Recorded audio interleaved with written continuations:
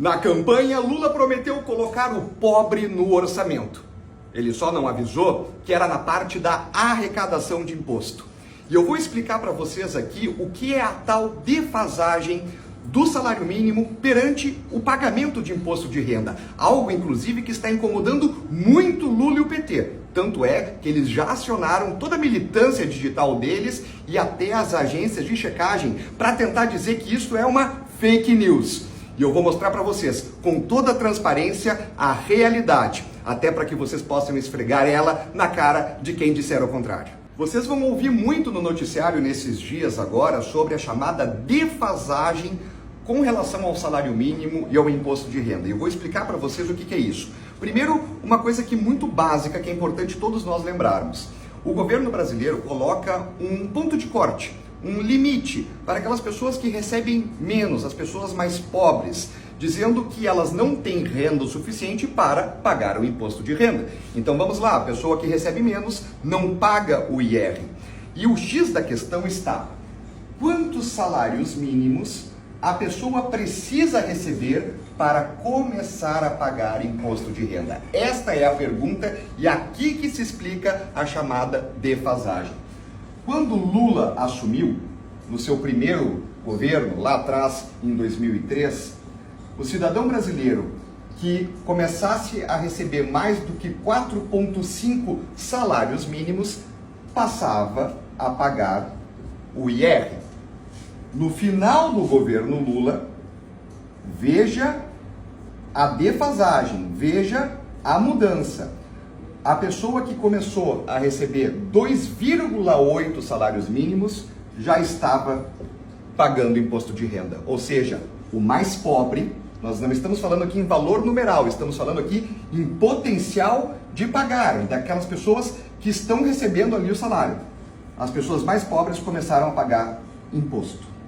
No governo Dilma, logo depois do Lula, essa defasagem aumentou ainda mais. Foi para 2,2 salários mínimos para o cidadão brasileiro começar a pagar imposto.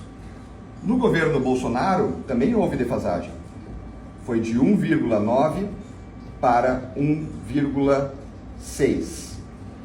E agora, Ramiro? No Lula de novo. No amor venceu. Quem é que venceu? Venceu a defasagem. Vai a 1,5. Ou seja, no governo do PT, no novo governo Lula, o cidadão brasileiro que receber 1,5, um salário mínimo e meio, já vai começar a pagar IR. E onde é que está o X da questão aqui? O X da questão está na hipocrisia, porque eu vou mostrar para vocês o que o Lula prometeu na campanha para ganhar os votos dos brasileiros e agora o que ele está fazendo na prática. Vocês viram aqui então que nos governos Lula e Dilma os mais pobres pagaram mais imposto. Por quê? Porque houve uma defasagem de 97% entre o salário mínimo e o pagamento de imposto de renda. Ou seja, as pessoas que receberam menos, que recebem menos, começaram a pagar IR antes. O que aconteceu agora, ano passado? Lula na campanha, faz o L, o amor venceu.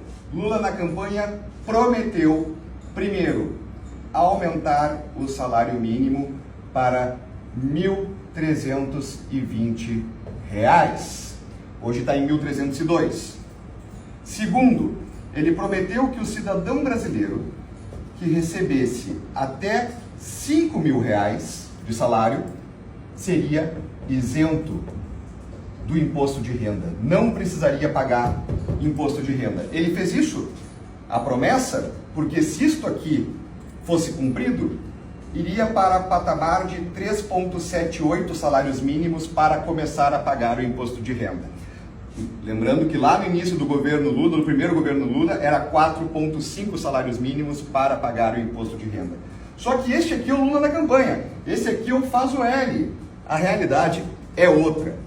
A realidade, o Lula na real, que a gente conhece, mas que infelizmente engana muitas pessoas, disse o seguinte: não vou aumentar o salário mínimo, não vou dar a isenção do imposto de renda para as pessoas até R$ 5.000 de salário.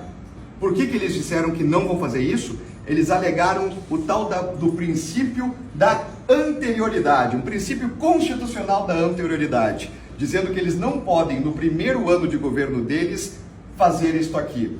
Mentira, falsidade, estelionato eleitoral, porque ele pode sim. O que não pode dentro da lei, o princípio da anterioridade, que está previsto na Constituição, é tu aumentar imposto de um ano para o outro, no mesmo ano. No caso, para valer naquele ano, reduzir imposto, pode sim. A realidade qual é? É esse número aqui, pessoal. 60%. O que é 60%, Ramiro? As pessoas que recebem até 5 mil reais no nosso Brasil representam 60% do total da arrecadação do imposto de renda.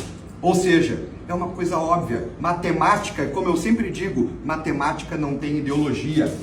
Eles não podem, não conseguem, não tem como abrir mão de 60% do valor arrecadado do imposto de renda. Ou seja, Lula mentiu na campanha, estelionato eleitoral.